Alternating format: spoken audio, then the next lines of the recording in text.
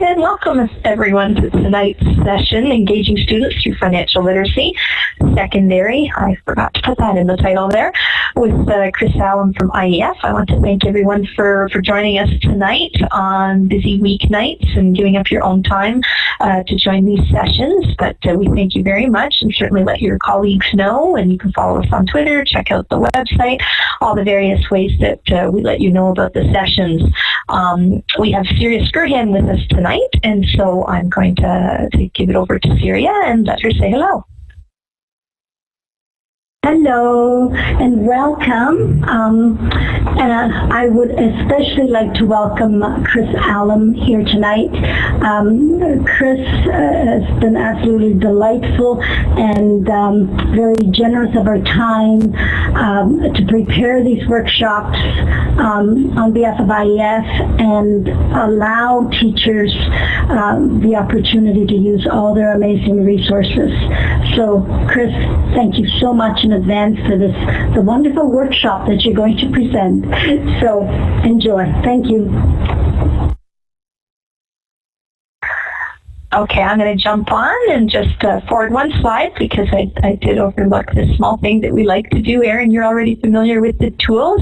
Then you can go to your whiteboard tool strip and grab the clip art icon, which is the very bottom tool, and go to common symbols and just pick a shape that you like and drop it on our map here, approximately where you're located. And then you can go and grab your text tool and type in the name of the town.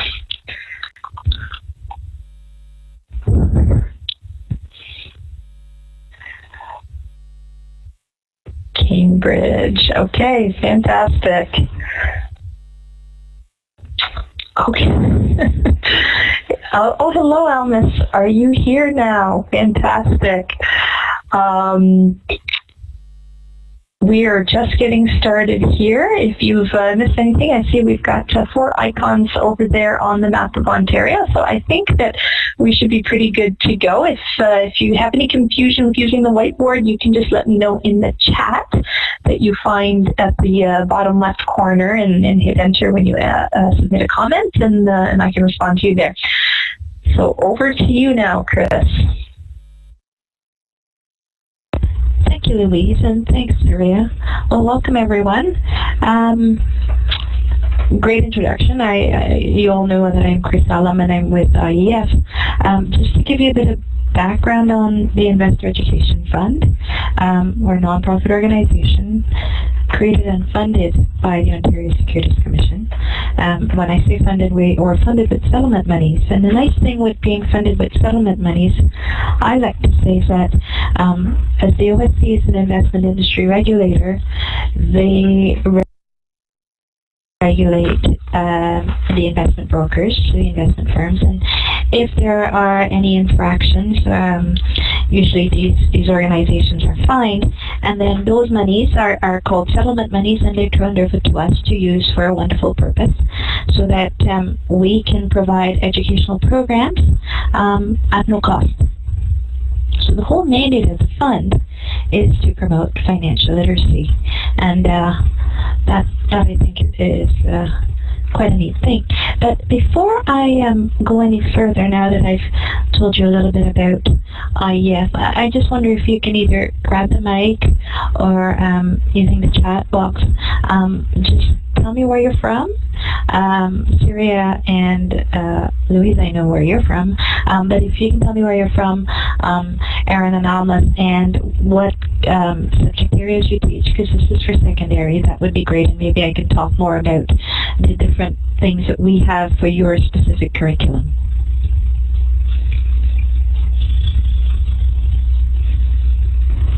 Hi Chris, my name's Erin and I teach at a secondary school in Cambridge, and right now I'm teaching the grade 11 college math class, and we're actually right in the middle of the personal finance unit, so this is a fairly timely workshop to be coming to, so I'm just really looking forward to finding any resources or ideas that you have for engaging my students. Okay, that's great. Thanks. And we do have stuff for you. So, yes, I'll make sure I cover some of those.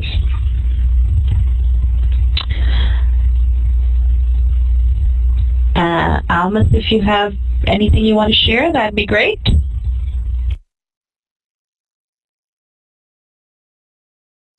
Okay, so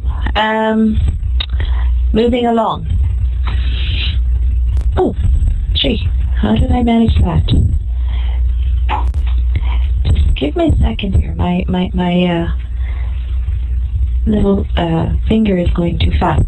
So, one of the nice things I like to talk about is who we are, what we do. And another thing that I like to do is introduce you to our president, Tom Hamza. Tom was actually interviewed on the agenda with Steve Paikin last fall, and he gives a really nice introduction into why we do what we do at the fund, why the need to promote financial literacy, talks a little bit about some of our research. Louise, I'm wondering if we can throw that link up so that people can see that. That'd be great. Now I'm going to ask you to look and listen for the first 6 minutes of the clip, and then certainly you can always go back and listen to the whole thing later on. But this is to just give you a sense of what it is we do and why we do it and some of the research behind it.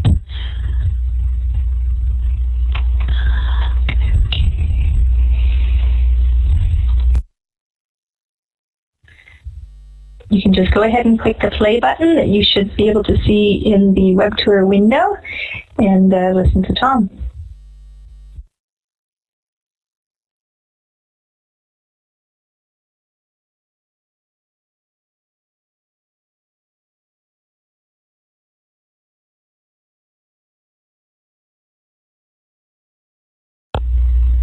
Okay.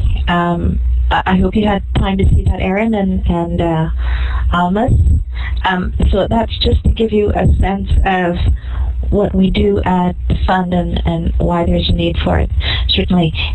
Tom stopped at an interesting point in the interview where he talked about the fact that the curriculum now has mandated integration of financial literacy, and certainly that's where we can come in and help you with that. But let's go back to the research for a quick moment. We talk about the fact that IEF has done a lot of research. I just want to point out that, you know, our latest research was for financial advisors this year, but last year we did some research where we found that people needed to learn how to apply what they knew to real life, and that you may understand how to calculate compound interest, but you didn't know what that meant when you went for your mortgage. If you took a longer mortgage amortization period, you were actually paying more. So certainly they may have knowledge, but they can't make that connection or that possible link. The other thing that we did was a few years ago we spoke to high school students, and what we found was students were saving for three things mainly. These high school students saved for clothing, entertainment, and technology. Those were the top three things that they saved for. But if you were to ask them what their major money concern was, it was how to fund post-secondary education. So obviously there was a need there. Again, they're saving for one thing, but they are concerned with another, so there's a bit of a disconnect. The other important stat that came out was, where do they look for financial information? 40% of students were looking for this financial information in the school system. So obviously they're turning to youth teachers for help with that. So some interesting stats there, a great opportunity to help young people. So what do we know? And how much do we know? I hear this a lot, you know. Do you have self-assessments? Do you have quizzes? In our resources, we have a lot of quizzes and a lot of materials. But one of the things that we did at IEF last year, at the end of last year, we introduced a game called Cranial Cash Clash, a self-assessment tool. What we found was certainly quizzes were very popular, but the Federal Task Force on Financial Literacy also, in their report and recommendations, was that there was a need for Canadians to have self-assessment tools. And we thought, okay, well, we know that they like quizzes. We know that teachers can use quizzes. So what can we do? So we developed a self-assessment tool, and we made it sort of a game called Cranial Cash Clash. And there are different ways that you can use this. And I thought what would be kind of nice is if we did one session in Cranial Cash Clash. The way the game is set up, there are several different topics, and what I thought we'd do is we'd either do the pet drama or the scam exam, and Louise has kindly put up the link. If we can go in and try either that drama or scam exam, I think that'd be kind of cool. And what you'll see, oh, I'm hearing all this lovely noise. I'm not sure what's going on here. Does it sound like it's background noise for you, Chris? I'm not hearing any extra noise here. Is anyone else? Okay. No, I don't hear anything. Okay, then it's my machine, because you know what? I'm hearing a rat-tat-tat like a little gun is going off. So I'm obviously having a very interesting time here. But what I would like you to do is, if you can either pick that drama or scam exam, there are 8 questions. Just go through the questions, and then I will ask you, when you've gone through the questions, to just stop and look at your ending screen, and I can talk a little bit about that. So if we can take, I won't give you a time. I'll say when you're done, just use a check mark. Let us know that you're done, and then I will come back on and chat.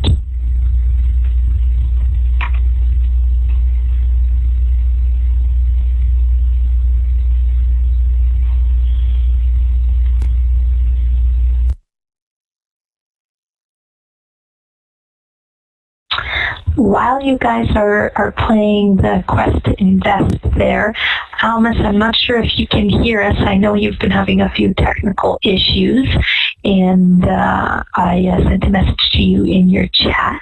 And if you can hear me, can you just let me know if you're okay now?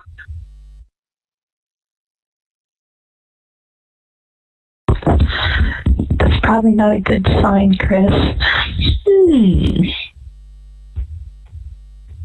Let me know if it stays that way when we move back out of the web tour.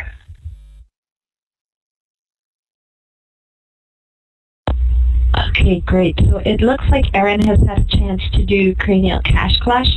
I'm not sure if you're able to do Cranial Cash Clash, Almas, because I'm not sure what the issues are on your end, but seems like technology is just having a good time today. So,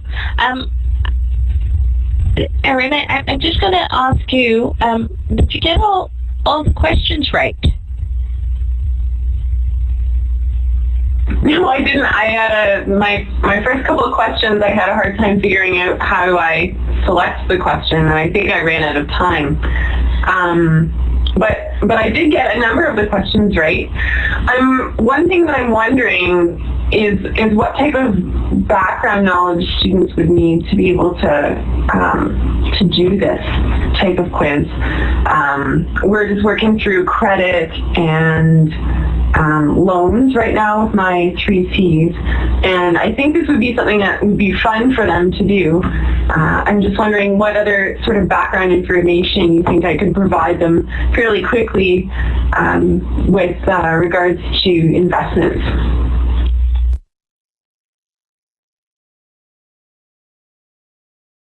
Chris, are you possibly speaking without your mic on? Sorry, yes, I am speaking without my mic on. I'm being bad. While we do this, Louise, can you please put my slide back on? My screen is flickering. Oh, thank God, it stopped. So the web is not working for me well. The rat-tat-tat is playing all the time that the website is on, and my screen just flashes on and off. So we'll just leave me at PowerPoint. Okie dokie. Thank you. So, Erin, I'm glad you were able to go through the questions. What I want to point out is when you got a question wrong, at the end of the quiz, it pointed you to topics that would help you brush up on some of the information, so that if you were to go back and take the quiz, those questions that you got wrong, you might get right. Now, if you go back and take the quiz, you might not also get the same questions because the questions changes. But the nice thing is that it does point out links and areas where you can brush up on some of those particular topics. The other thing is the cranial cash clash was really developed for consumers. Certainly, I think there are certain sections that are very applicable to secondary school students. I wouldn't say they're great for elementary, but if you have secondary school students, some of them are very applicable. I like the debt trauma because it covers debt, which is a pretty broad and general topic. Same with scams and protecting yourself. And if your students were interested in learning about investing and investments, certainly Quest to Invest is another great one. How much background knowledge you need? I know that I have teachers who teach business, and they teach intro to business, where they have students research different types of investments. Because they are researching investments, they are able to answer some of the Quest to Invest questions, and he uses that as a fun way to review what they've learned. The other thing is if your students are interested in the stock market, that is also another I'd say another category or another quiz that they would be very interested in. Some of the other sessions, the one particularly with saving for investment or saving for education, I would say that one is more relevant to parents on how to save for their children's education versus students. But certainly, do you need a lot of education and a lot of background knowledge? No, because this is just to see how much you know, and then it gives you opportunities to go back and look and brush up your knowledge. The other thing with the game is that it's set up so that if you were to play, you can play in Facebook against your friends. Not sure if all students want to do that, but certainly it is set up that way. You also mentioned that you ran out of time. You know what? The time is just to give you that game element. But if you were to take a minute, and as opposed to 30 seconds, you can take as long as you want. What I will say is when you do, great, I'm glad to see your students would love playing on Facebook. What I would say is that the faster that you can answer the questions, the more points you get. I will be very honest, I am really ticked off at the game because I have yet to get a gold trophy. And I answer all the questions right. And I think it's because I read too slow that I haven't been able to get this gold trophy. So I lose out on the bonus points. But you know what? If you can read very fast and get the questions right, you'll get that gold trophy. So it's great. So this is a fun game. What I wanted to show you is it's one of the online things that we have that you can use to introduce a topic or use it as a review. It's a nice way to get the kids engaged in talking about money, and certainly I'm glad your students would love playing on Facebook because that's what it's been developed for. Okay? So, how can we help you? Well, we started out with one game. I can tell you that we have a lot of resources. We do teach training, webinars being one of them. The OTF kindly invited us to participate in this, so that's great. And we also come out and do workshops. But the other thing that we have is a lot of teacher resources. We have Taking Stock in Your Future guides, we have activity kits, we have lesson plans, we have online tools, videos, everything. And we have our website, Get Smarter About Money, which you actually went on to play Cranial Cash Clash, so you can see what it's like. So the first thing that I'm going to ask is, Louise, if we can throw up the taking stock in your senior guide. Okay. So what I'm going to ask you to do is take 2 minutes, 3 minutes to look at the taking stock in your future senior guide. And just look at the intro, the activities, and it will give you a sense of what's in there. Erin, I know you're teaching math, so you'll notice that section 2 looks at financial math, compound interest, accumulated interest, present value, annuities, installment payments. Section 1 has some pre-tests. Again, there are some math pre-tests in there that you can look at. There's also a pre-test on financial vocabulary, and that's another nice tool that you can use. So certainly take a couple of minutes, look at it, and then great, thanks for the clock, Louise. Look at it, and then I'll come back and I'll point out some things in there for you.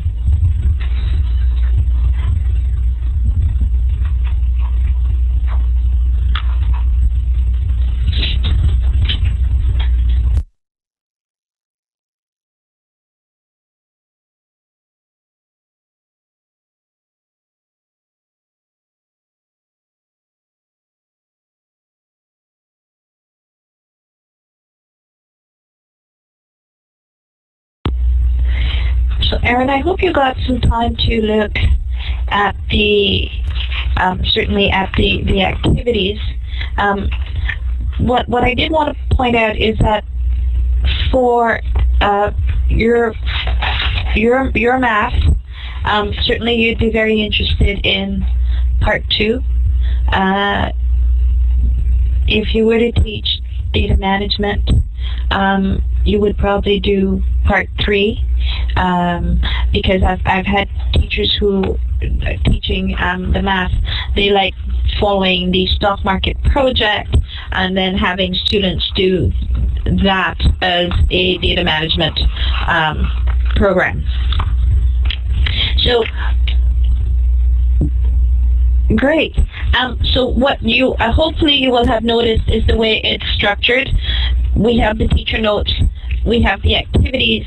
What you don't have are solutions. And if you do use the resource and would like the solutions, please contact me and we will send you the solutions. We had, a lot of debate on, gosh, if we're going to post these resources, teachers would want solutions. Then what's to stop a student from, going on the internet and getting all the answers to the questions? So no solutions are posted, but we will be more than happy to send that to you. So the next resource we have is very similar to the Taking Stock in Your Future Guide, and that is the Taking Stock in Your Future Intermediate Guide. Certainly, Erin, I know you talked about the fact that you taught grade 11. The Intermediate Guide was written specifically for grades 7 and 8. What we found is that certainly math teachers were using it in 9 and 10. A lot of it is developing number sense, measurement skills. So it's those basic skills. I've also had teachers who are teaching the MEL program use the Intermediate Guide. Again, it's very heavy into math, but what you will find are that the activities are very practical. So it talks about saving, it talks about budgeting, it talks about earning money, and it is all wrapped around developing math skills. So Louise, if we can throw the Intermediate Guide up, again, I'll ask you to take another 3 minutes and go through that so you can see what's in there. You might also want to look at the front of the intermediate guide and notice that there is a curriculum correlation document attached to the front of the intermediate guide, so that if you were teaching 7, 8, and 9 math, it tells you what the expectations are that you can use for the particular activities to meet those expectations, okay?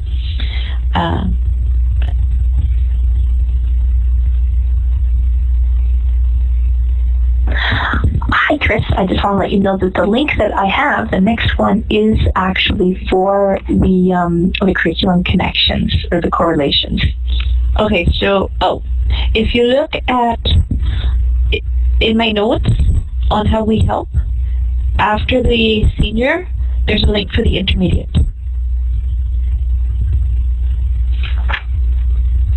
So it's not the next slide. I got it. Thank you.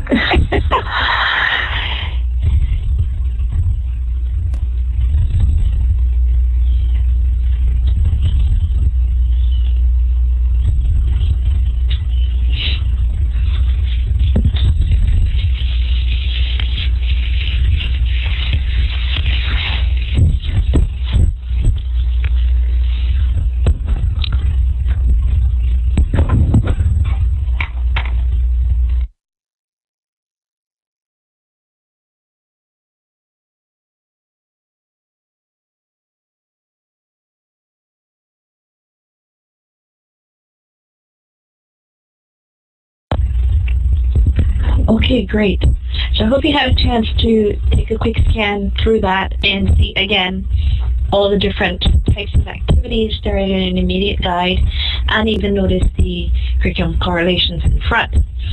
What I will say again is, if you are looking to use the document, we can send you the solutions to the activities, and for this particular resource we also have exemplars, so we can send you those. Louise just posted another link, and we won't visit that page, but just so you know, because Louise, this is being recorded, right? So they can get the link. If you want correlations to more of our resources, you can certainly get that online. Okay.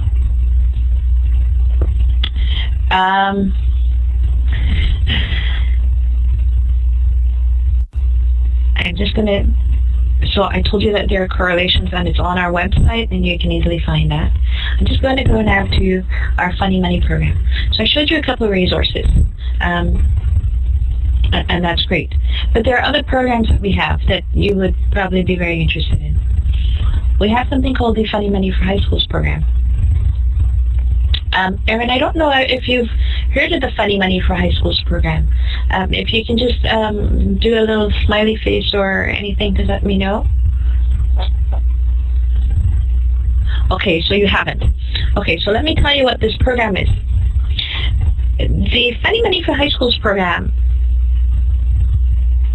is I'd say it's a really different program. It's an entertaining and innovative program in that the program really started out as a high school presentation for grades 11s and 12s. What this is a comedian will come out to the school and he talks to all 11s and 12s in one class period about money management. And because it's a comedian, it's very funny, very engaging, and a lot of fun. When we started the program, we got great feedback, great response.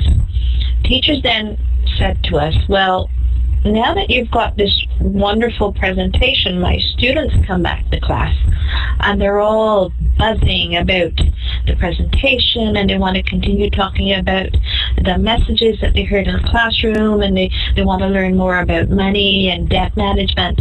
What do you have to support that?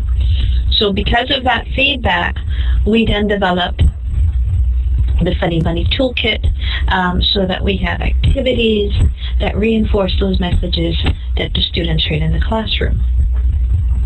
So then we said, okay, well, what else can we do to support these teachers whose students have seen the Funny Money High School program? So we have the Funny Money animated videos. And we developed a series of 5 videos that reinforces different key messages that teachers can use in the classroom when they're talking about different topics. What I'm going to ask you to do right now is just go in and click on the link for the toolkit. I know Louise has it up in the box. That's great. I just take a minute, and just see the types of activities that are in there. Because what I will say is that when your students attend a Funny Money presentation, the presentation focuses on 3 key messages. It's know your flow. So know that's cash flow. So know what money is coming in, know what money is going out. Control what you owe, meaning manage your debt. And the third one is invest some dough, and that is start saving now, start investing. Students have time on their side. And if you look at the types of lessons that are in there, you will see that it pretty much follows those same messages.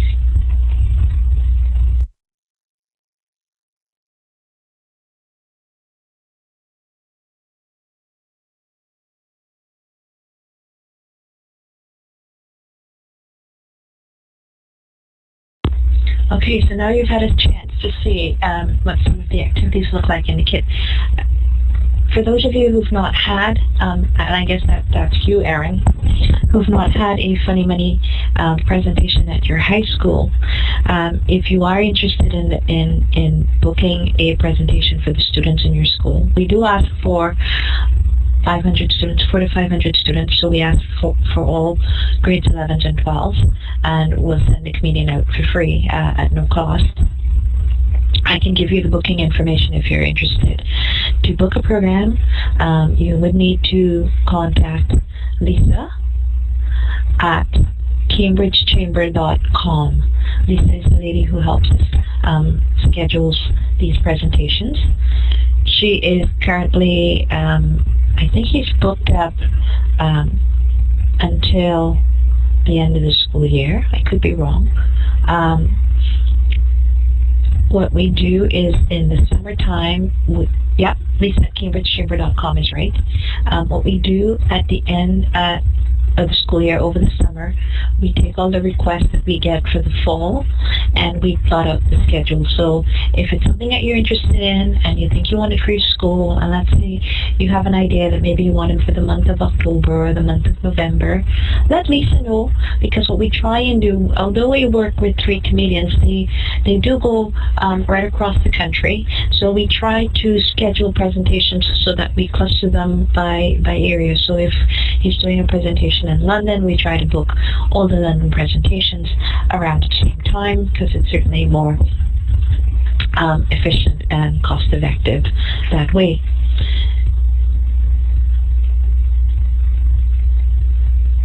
Okay, great. So that's too bad that Alma can't make it. The other thing I wanted to point out is that presentations are free. We have a comedian, the toolkit that you see. All the resources that you are seeing right now, you can download from our website. So at the end, if you would just go to our website, and Louise has all these links, you can certainly go back and download the Funny Money Toolkit. The next program I want to talk about, because we have so many, I'm just going to run right through them very quickly for you, Erin, is globeclassroom.ca. One of the things that we know that teachers have to do is they have to integrate current events and current affairs. So a couple of years ago, we partnered with the Globe and Mail and the Canadian Foundation for Economic Education. And through that partnership, we developed a special site called globeclassroom.ca. And I noticed that I have a little typo. It's Globe Classrooms spelled CLASSROOM.ca. Louise has put the link on site. So what I'm going to suggest you do, Erin, is just for a quick minute, go on to globeclassroom.ca, log on, and register to access this. What this gives you is access to 20 new lesson plans a month based on news articles that were reported over the past month. So there's a team of teachers who go through the newspaper and they pick out articles, and then lesson plans are developed around these articles. And every month a new issue of Globe Classroom is posted so that teachers can go on and look for a lesson plan related to a current affairs. It is a wonderful resource. So if you just want to take a minute and go on and log on and register, that's great. Chris, I'm just going to jump in. I can put this in the web tour as well, but Erin, if you click on the first link, the one that's got the HTTP starting for that link under Globe and Mail Classroom Edition, then that'll open your own browser so that if while you've got it up, that's great. Because if we put it in the web tour and you're halfway done filling out your form and I exit the web tour, you'll have to start over again.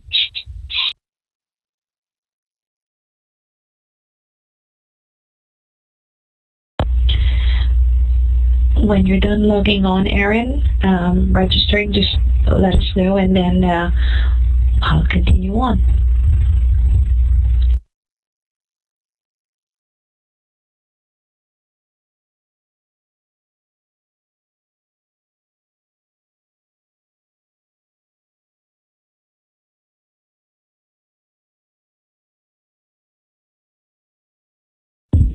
Hey, Chris, would you be speaking without your mic again, possibly?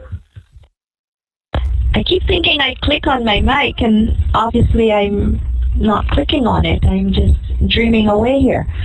Yeah, sorry. So that's great. Thank you, Louise. So, Erin, what I was saying before was that what registering does is it gives you access to the lessons, but not only does it give you access to the lessons, every time there's a new issue of Globe Classroom, you will get an email saying, you know, the new issue is up, check us out for the new lessons. And it's just a reminder so that you don't have to go in and check to see when the new lessons are posted, okay? So that's available for you. The other thing that I should briefly mention is not only in partnership with the Globe, we have Globe Classroom, we also have a series of videos that we develop with Rob Carrick. So Rob Carrick, being the personal finance columnist at the Globe, he interviews what we would call financial experts on different topics. And these are brief clips. They're like 2 minutes, 3 minutes. And depending on the topic, some of these clips might be useful for your classroom. He might interview Leslie Scorgi on saving on debt, or he might interview someone like Claude Lemereau on investing strategies. Those video clips are all posted on our website under tools and calculators, and if you go under videos, you will see it. Just so you know that it's there, another tool for you. But what I wanted to say was, in addition to partnering with Globe and Mail, we also partner with the Toronto Star. Don't know if you're familiar with the Toronto Star, but they have a program for the schools called Classroom Connections. And through Classroom Connections, they partner with different organizations, and they provide teachers with a teaching kit and a classroom set of newspapers for 2 weeks. So when IEF partners with the Toronto Star, obviously we will partner with them to develop a teaching kit that's all about financial literacy, and teachers get the free teaching kit and they get a classroom set of newspapers. I think it's a wonderful opportunity for teachers. We've so far partnered with them, as you can see, for the past 5 years. A really successful partnership. I don't have a clue what we will be doing for the new school year, but certainly these kits are also available for you online. So we have all these kits. They're online. You can certainly go download them. What I will say to teachers, though, is if you were to download an old issue, what you might notice is that the kit might say, in your Toronto Star, because the kit was developed to be used in conjunction with the Star. And I say to teachers, it's fine if they don't have a Star. They can go online and research on the internet, and they can still use the activity. I also mentioned to teachers that sometimes, you may hesitate to get a Toronto Star teaching kit because you're not ready to teach that module this semester. Get the information, get the kit anyway, because you can still use the activities. You just use a different newspaper, or you go online. So it's a great program. I say it's great. Not only will you get, certainly if you partner and you take an IEF kit, you get an IEF kit, but they offer different kits because they partner with different organizations throughout the year. I know that they had, at one point, they developed an Olympic teaching kit, so you could have covered the Olympics. And again, they work with educators. Certainly when we work with them, we work with educators who are writing these teaching kits for us. So another great program for you that you can use in the classroom. Okay, so what else do we have? We have a program called Money Apps. It's a new program. It's a presentation for graduating students. We piloted this for 400 students last year, and 79% said the presentation increased their financial knowledge. 77 would recommend the program. What's really neat about the program is that it's a 2-hour presentation. And this came about because TDSD said, we would like a program, we would like a presentation for our students in all pathways to help them manage their finances as soon as they step out the door. So what do they need to know when they leave school? And we developed this wonderful presentation for them and got amazing feedback. To be honest, I was really worried about the feedback, because I thought, oh my gosh, we're making students sit for 2 hours and listening to someone talk about money. Certainly, it was an interactive presentation. We had students participate and, give us answers and things like that. But again, they are still listening to someone talk about money. And many of them responded that it was an amazing presentation. So what I'd like to say is this presentation is available in schools. What we're saying is that we have the presentation, we have the student handout. We'll make it available for schools who want it. We're hoping that they have teachers who will be able to take that presentation and deliver the messages to their students. If it's something you think might be interested in for your school, certainly I'm happy to talk about it, and there are ways around it. If you don't have a presenter, just let me know and we can look at ways that we can help you bring this to your students if it's something you're interested in. Okay, what else do we do? So we have student competitions. Different competitions for different subject areas. Saving and investment challenge, and that really is targeted to business teachers, because we have students research financial service institutions and what services they provide, what products they provide. We said if you had $1,000, where would you put it and why? So they learn about the types of accounts. Many of them are surprised to learn about student accounts, because mom and dad opened an account for them and they didn't know that they had such a thing as a student account. So different competitions, they all win cash prizes. So these are great, and again, they're all posted online. The other thing that we have is we have an educator award. If you are doing outstanding things in financial literacy, let us know. You need to be nominated, but again, it's a great thing. We recognize you and we recognize your school with a cash award. Okay?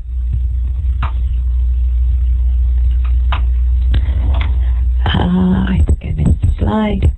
Oh, yes, our website. So we have a lot of content on our website. I just want to point out our blog. So on Get Smarter About Money, we have a blog page.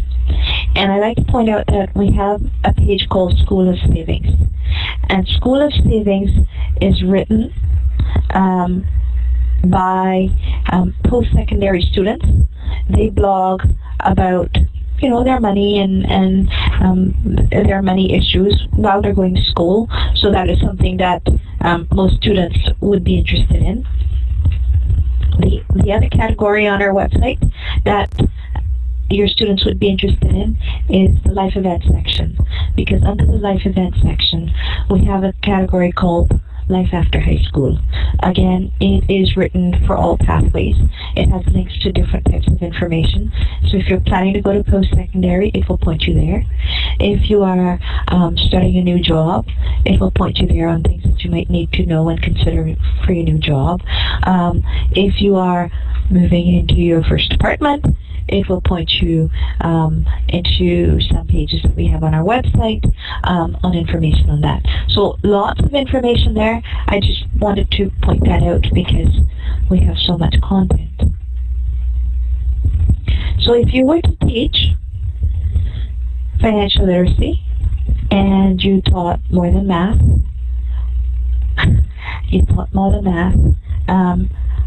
what can you use and how can they help you if you were to teach civics or Canadian history?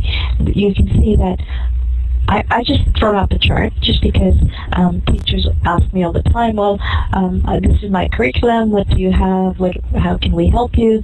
Certainly for math, you've seen the Taking Stock Senior, but if you were to teach civics, I'd say, you know what, here's an expectation, where would you go to find that program or that resource that we have that would help you?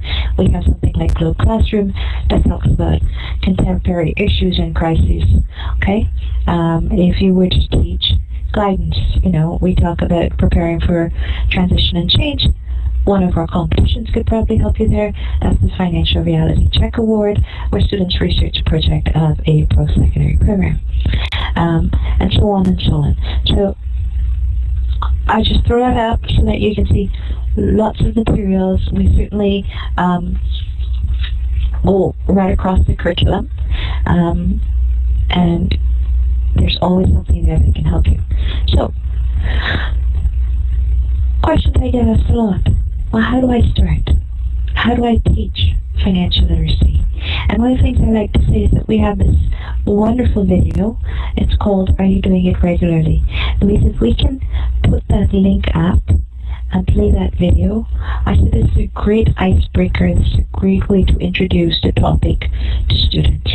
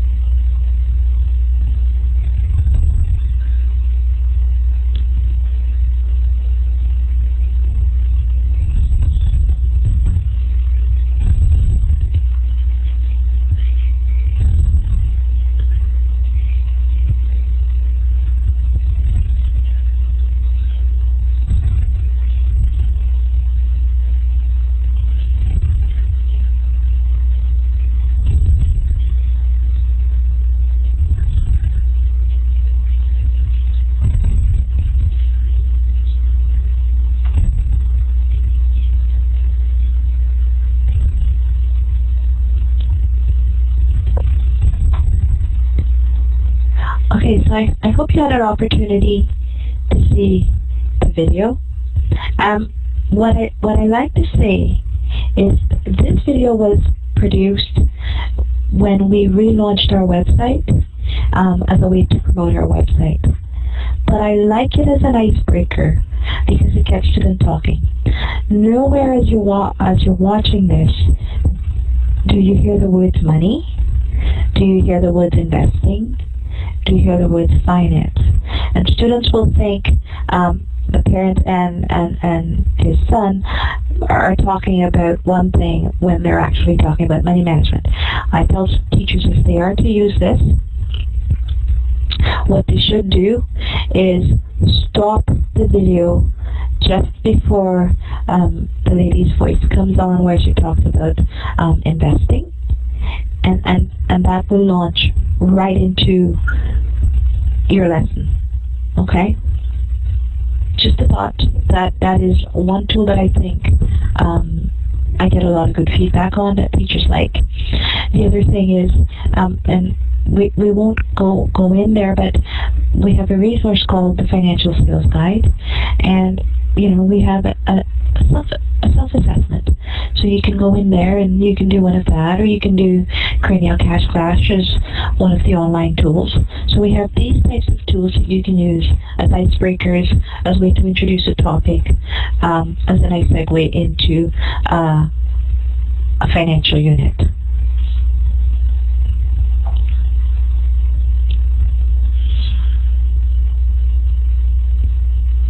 Okay, I'm hoping that you're able to get the link. Okay, great. All right. So the other thing that I want to show now, and this is something that you can use, Erin, in your math class. I mentioned the funny money videos and the fact that we had developed 5 funny money videos. This is one of them. It's called Get It on Credit, and it talks about the cost of buying on credit. Very powerful. Lots of key messages in here. Students will pick up on different information, and it's an eye opener. If we can play this video now, Louise, that'd be great. Thank you.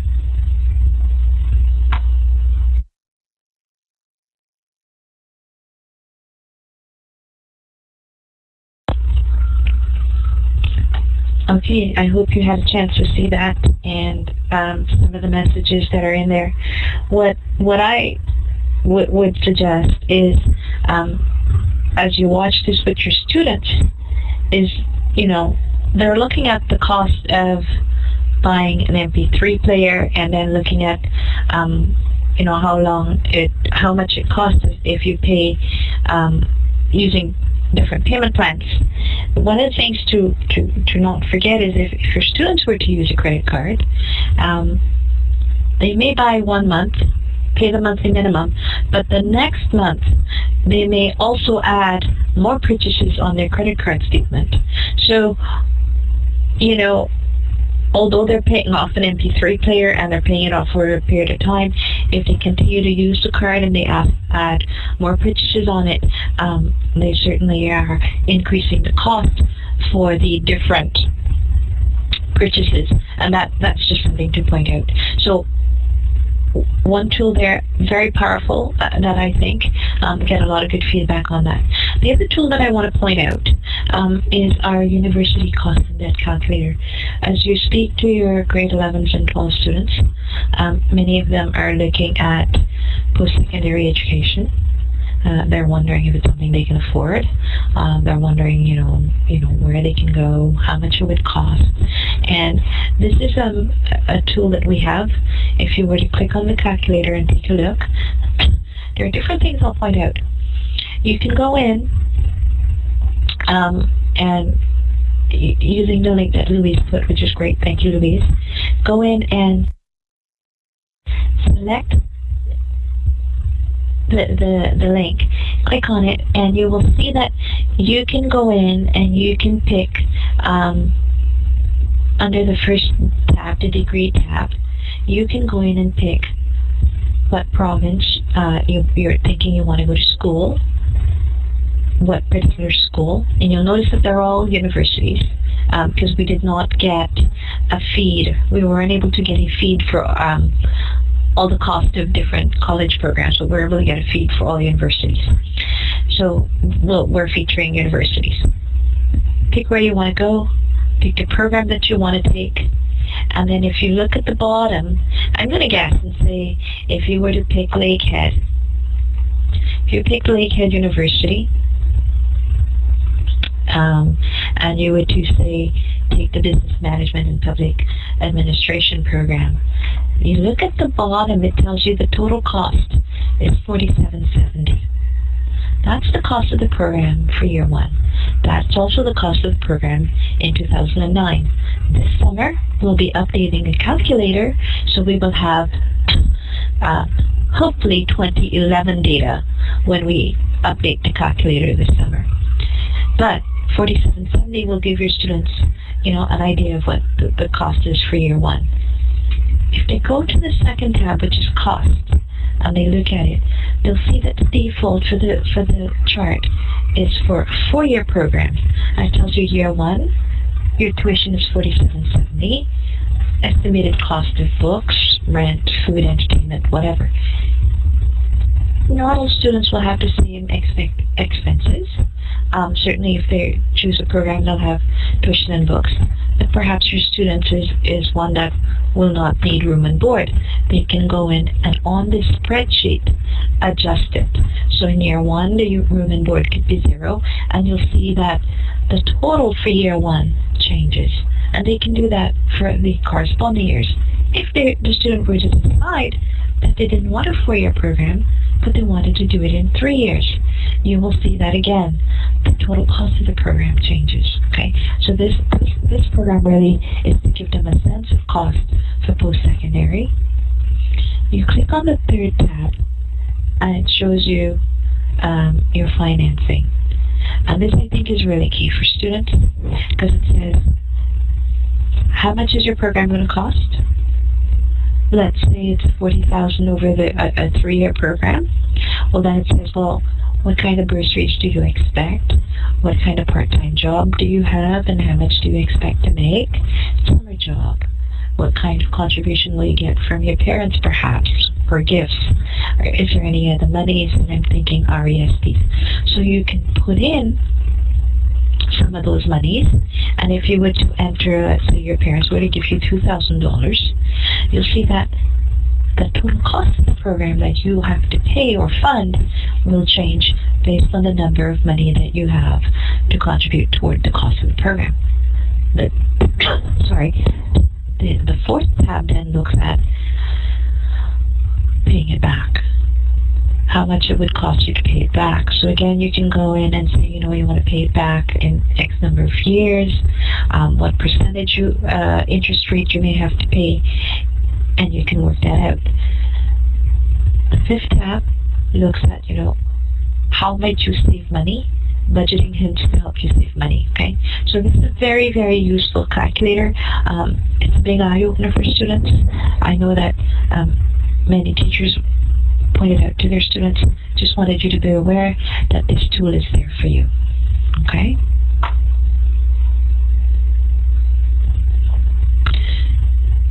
So Louise, if we can go back to our slides now. Great. So that's the university cost and net calculator. Certainly there are other calculators that you can take a look at. Again, under our tools and calculators, we have calculators that talk about paying off credit cards. If you had 1 credit card, 2 credit cards, 3 credit cards. I mean, hopefully your students don't have 3 credit cards, but we have calculators that can help with that. We also have calculators that can calculate how long it would take to pay off your student loan, student debt. So all those types of tools. We also have budget worksheets, Excel worksheets that the students can use. Okay. One of the things that we find students are very interested in is a stock market portfolio. Not something I think you would do too much in your grade 11 math, but different things that you can do with it. You have financial terms, budgeting and saving concepts that you can consider in wealth building. And if you were to look at putting together a portfolio, one of the things you could maybe look at is your students putting together a net worth statement, where they have, where they interview someone could be a family member, or you give them a profile of a fictitious client, and they come up with a network statement where they have to look at income, expenses, and expenses will include not only your living expenses, but things like insurance and mortgages and car payments and all those things, and they calculate those types of things. So lots you can do with an investment portfolio. I won't continue on with that, but another option on teaching investment, introducing the stock market. Okay. Last thing that I want to touch on briefly is you've had an opportunity to listen to me blurb a lot about our different programs and show you some of the stuff that we have online. Everything that we have online is downloadable so that you can certainly get the resources if you are interested. One of the things that we're working on is a one-day financial literacy summer workshop, just to give you a heads up. It's going to be held August 20th, where it will be held in Toronto. I'm going to give you an overview of issues and best practices. We're working on new resources, so we will have lots more resources for you. And that's also give you an opportunity to collaborate and network with your peers. Information will be posted in the next maybe week and a half on our website. If you're interested, certainly come back, check our website, or send me an email. We'll be more than happy to send you the link when the program is up. I think it'll be a fun day. I have some great ideas on how we can make it a fun and really informative day for teachers. And last thing is, how do you find us? How do you find out about what we do? We have our YouTube where you can access all the videos. We have a Twitter feed where if you join us, we will certainly be tweeting about our different programs and our different PD opportunities. You can go to our website, Get Smarter About Money. And last but not least, how to reach me. CLM@investorad.ca, my telephone number. And if you were to sign up for our teacher e-newsletter, I send out an e-newsletter 2-3 times a year, just highlighting what new programs we have, new resources for teachers, and it's usually short and sweet, and it's just tools to help you in the classroom. I think that's about it. So I'm going to shut up for a minute, and if you have questions, you can either grab the mic or just type it in the chat box, and I'll try and respond accordingly. Okay?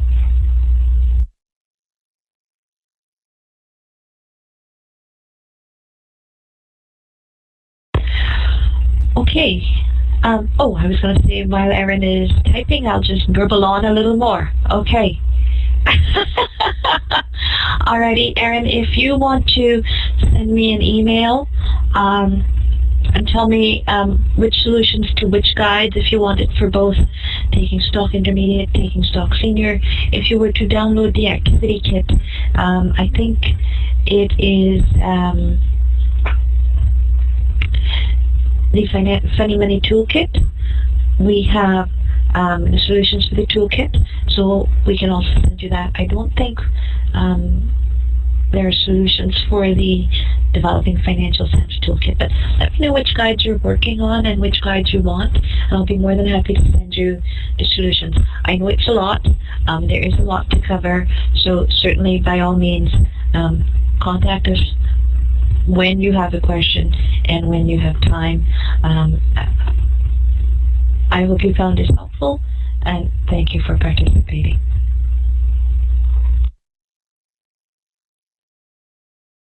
Thanks so much, Chris. I found that incredibly helpful. I'm definitely going to use a lot of that in my classes. I teach an MEL class as well as a locally developed grade 9 class, in addition to my college level class. So I think that these resources could be useful in any of those 3 classes. So I'm very grateful for you spending your time and showing us all that tonight.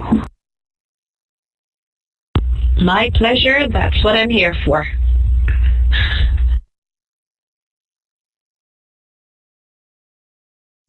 I'm just going to jump on for a second. I think Syria wants to say a final word as well. Erin, the very big orange link that's right there, as well as the link that's in the chat, is our feedback survey. It only takes about a minute to fill out, and we sure do appreciate any of your comments that are in there. Excuse me. There also is a number of other OTF Connect sessions coming up, including another secondary financial literacy one through FCAC that's next week. I'm just going to turn my mic off and see if Syria would like to jump on. I thank you so much for your time, and you as well, Chris. How can I do that?